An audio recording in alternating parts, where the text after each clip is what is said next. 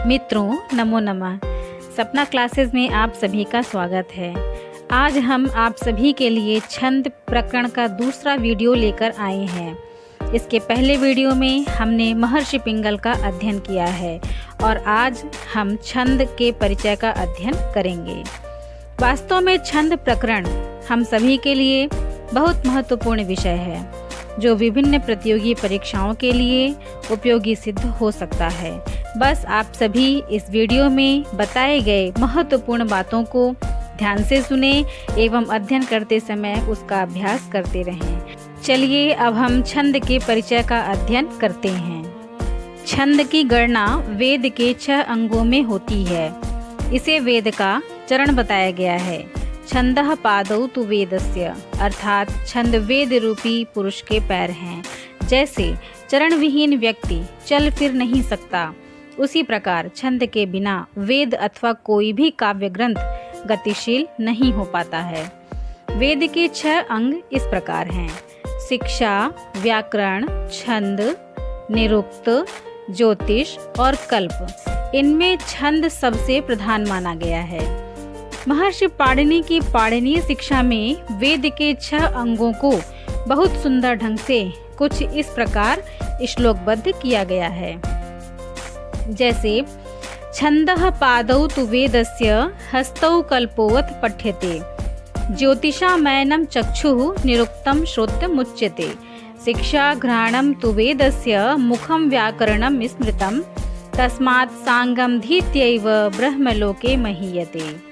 इस श्लोक का अर्थ है, छंद वेद रूपी पुरुष के पैर हैं, कल्प उसके 2 हाथ हैं, ज्योतिष 2 नेत्र हैं, निरुक्त 2 कान हैं, शिक्षा नासिका है और व्याकरण मुख है।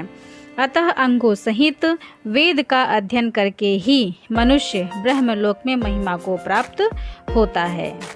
जिस प्रकार व्याकरण शास्त्र के सूत्र महर्षि पाणिनि ने, शिक्षा शास्त्र अर्थात प्रातिशाख्य के सूत्र शौनक आदि ने, कल्प शास्त्र के सूत्र आपस्तंभ, पारस्कर तथा बोधायन आदि ने तथा काम शास्त्र के सूत्र वात्स्यायन ने लिखे हैं, उसी प्रकार छंद शास्त्र के सूत्र महर्षि पिंगल ने लिखे हैं। इसलिए छंद शास्त्र को कभी कभी पिंगल शास्त्र भी कहा जाता है।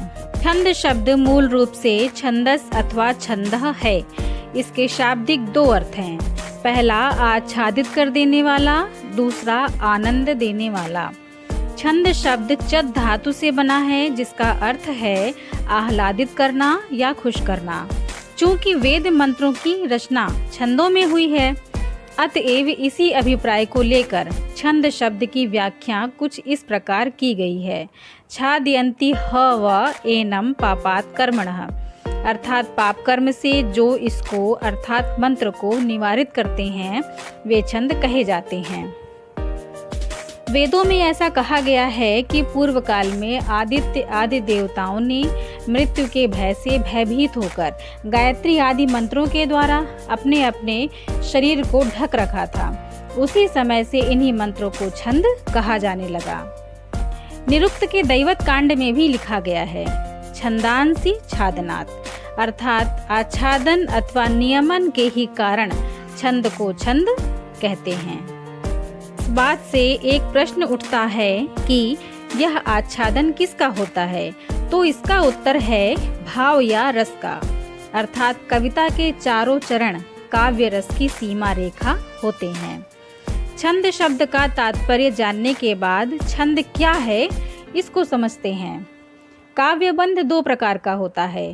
पहला नियताक्षर बंध, दूसरा अनियताक्षर बंध।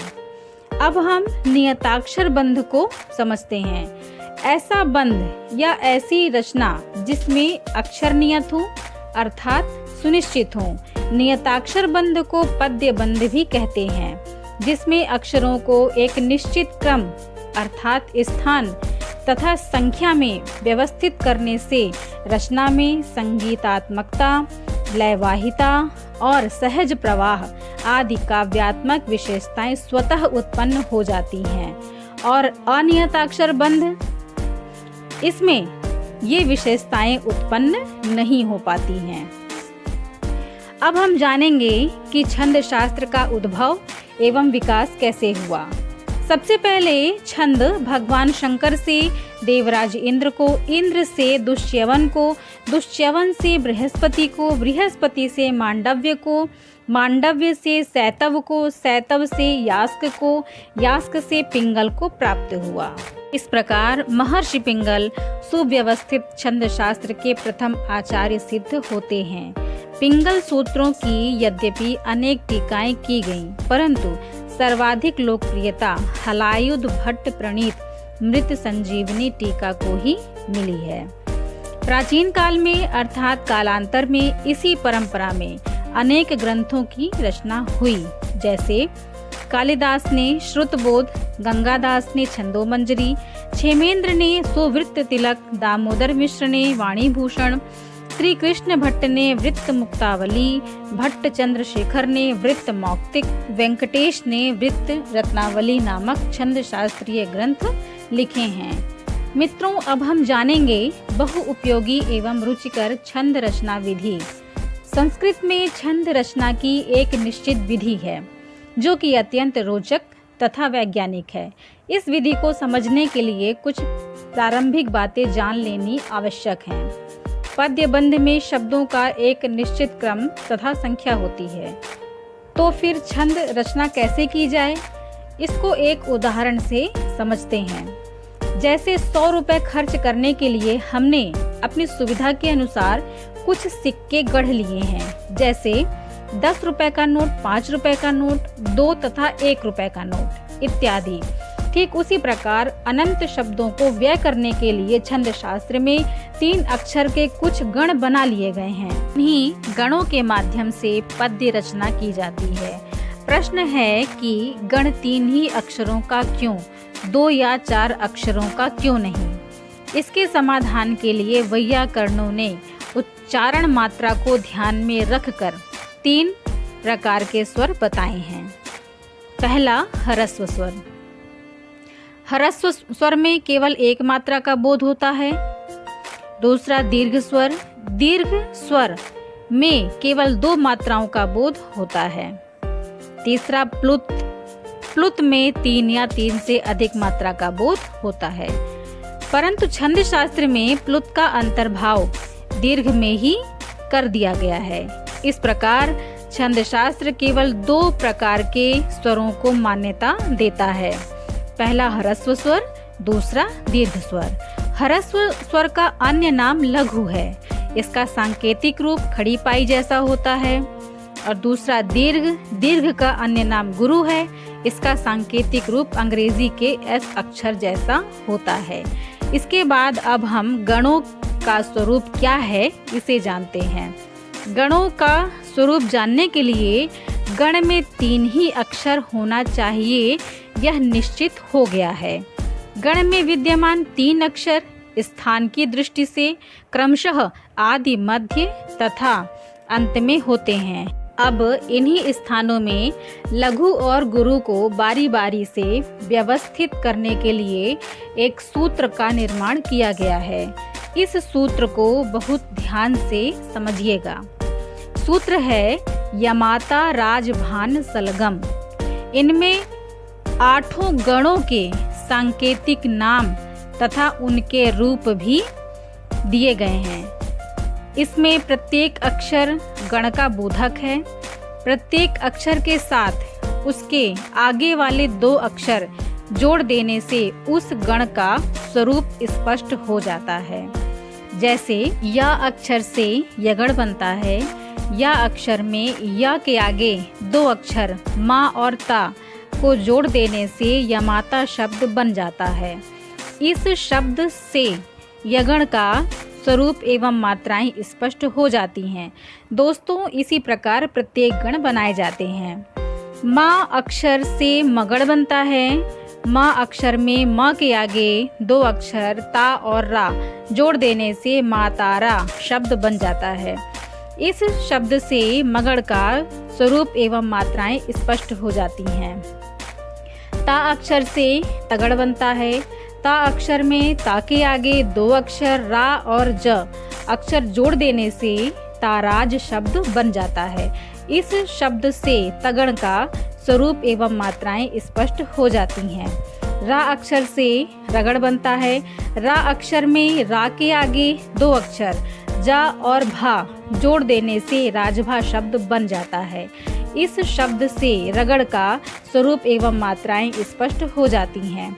जा अक्षर से रगड़ बनता है। जा अक्षर में जा के आगे 2 अक्षर भा और न जोड़ देने से जभान शब्द का निर्माण हो जाता है।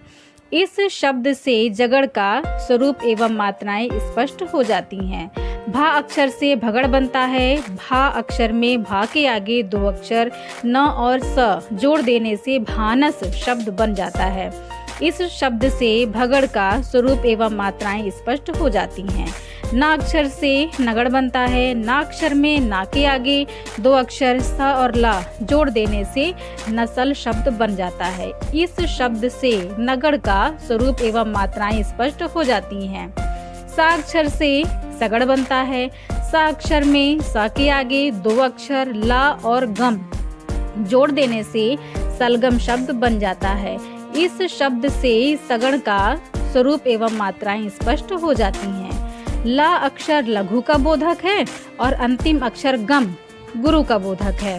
प्रस्तुत श्लोक के माध्यम से भी हम गणों का स्वरूप जान सकते हैं। जैसे आदि मध्यावसानेषु भजसा यान्ति गौरवम यरता लाघवम यान्ति मनौ तु गुरु लाघवम। अब हम इस श्लोक का अर्थ जानते हैं। भजसा अर्थात भगण, जगण और सगण क्रमशः आदि, मध्य तथा अंत में गुरु होते हैं, तथा यर्ता अर्थात यगण, रगण और तगण इसी क्रम में लघु होते हैं। मनौ अर्थात मगण में तीनों गुरु और नगण में तीनों लघु होते हैं।